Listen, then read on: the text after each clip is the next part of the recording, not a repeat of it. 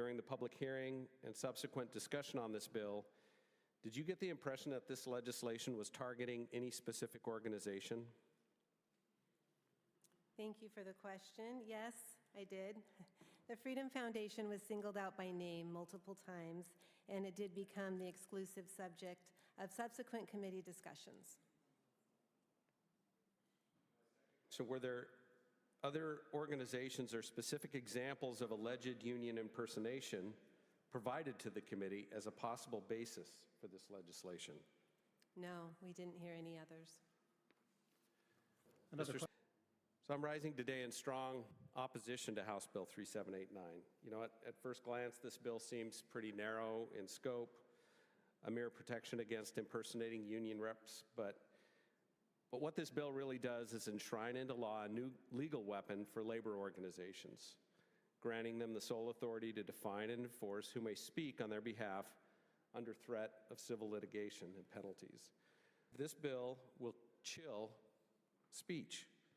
It creates a $6,250 per incident fine that could be levied not only against bad actors, but potentially against whistleblowers, journalists, concerned citizens who speak about the union conduct or make mistaken attributions. In doing so, it gives labor organizations unilateral power to decide who's allowed to speak and who must be silenced through litigation. The bill allows for lawsuits without requiring proof of material harm, only that someone allegedly claimed to be a union representative. I think that's a dangerous precedent. We're opening the door to civil penalties over subjective perceptions of representation, not actual damage or fraud. Now let's ask ourselves, who's this bill really protecting? Is it about safeguarding workers or about shielding labor leadership from criticism and scrutiny? And it does target one particular organization, the Freedom Foundation. And Mr. Speaker, I think this bill is maybe unconstitutional. I think it violates our First Amendment rights to free speech. The First Amendment protects not just speech, but political speech, association, the right to criticize organizations, and that includes the right to criticize unions. Did House Bill 3789's proponents provide any evidence to the committee to support their claims that Freedom Foundation staff impersonated union representatives in their door-to-door interactions with public employees by wearing union merchandise and falsely claiming to work for the union? Thank you for the question. No, they did not. And I would also note that no public employees testified to that either. At any time, did any public employee testify in support of House Bill 3789? No, thank you for the question. No, we didn't hear any public employee testify that they had been approached and by someone who was falsely impersonating their union. In fact, the only people that we ever heard from were the unions themselves and the sponsors of the bill. Mr. Speaker, I urge you and the rest of my colleagues to vote no on House Bill 3789, a bill that misrepresents both intent and its necessity. While House Bill 3789 has been marketed as a measure to prevent false impersonation of union representation, in reality, House Bill 3789 is a targeted attempt to silence dissent and suppress constitutionally protected speech. House Bill 3789 creates a duplicative and overly broad definition of impersonation that opens the door to misuse. Nor does this bill empower workers. It empowers union leadership by giving unions the unilateral authority to define impersonation and pursue civil damages of $6,250 per incident. House Bill 3789 turns the courts into a tool for political lawfare. Its true aim is not fraud prevention, but retaliation against organizations that inform public employees of their rights, especially those that help workers exercise their First Amendment freedoms and opt out of union membership. In the end, House Bill 3789 is a solution in search of a problem. It's not about fraud, it's about punishing dissent and silencing competitive voices. I urge you. What evidence has been provided to support the claims by HB 3789 supporters that the Freedom Foundation falsely impersonates their unions? Thank you for the question. In committee, we were provided with a mailer that was uploaded onto OLIS, but the mailer failed to include the return address, which said Freedom Foundation with their address. It also did not include the opt-out today portion of the mailer, but later when Freedom Foundation brought those documents forward, we could see that they were indeed part of the mailer as a whole. They just were not part of what we saw in OLIS, and that was the only example that we saw during committee. As someone who proudly worked for the Freedom Foundation, I can assure you they don't need fraud or misrepresentation to accomplish their mission. More than 30,000 Oregonians have freely chosen to utilize the Freedom Foundation's services to exercise their constitutional rights to resign their union membership. They were not lied to, and if they were, they simply could have rejoined.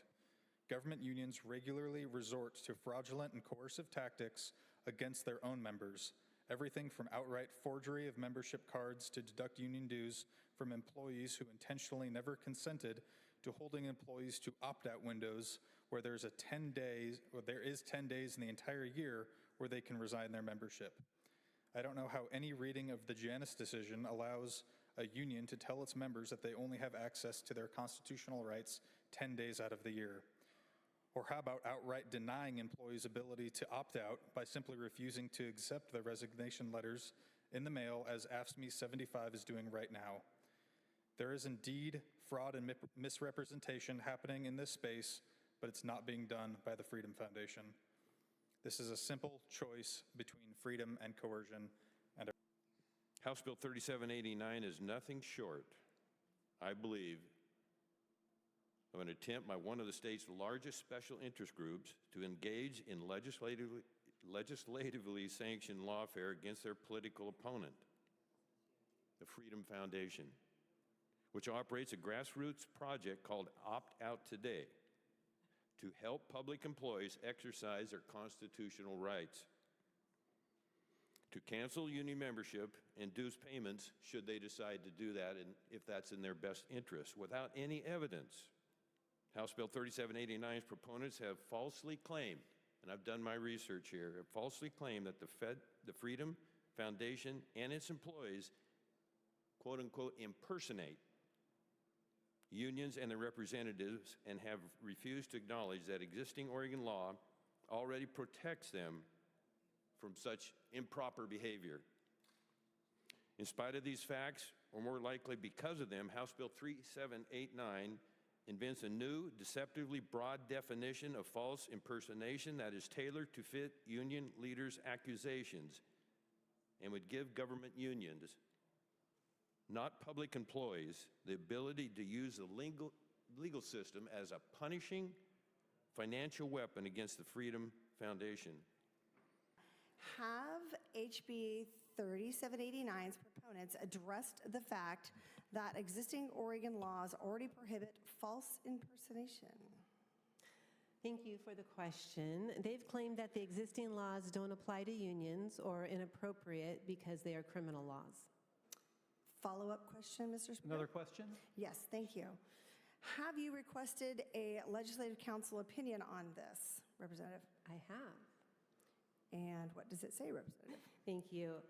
I did get an LC opinion. It confirms that not only do Oregon's existing laws apply to the false impersonation of unions and union representatives, generally speaking, but also that they would even apply specifically to the same conduct supposedly covered by House Bill 3789.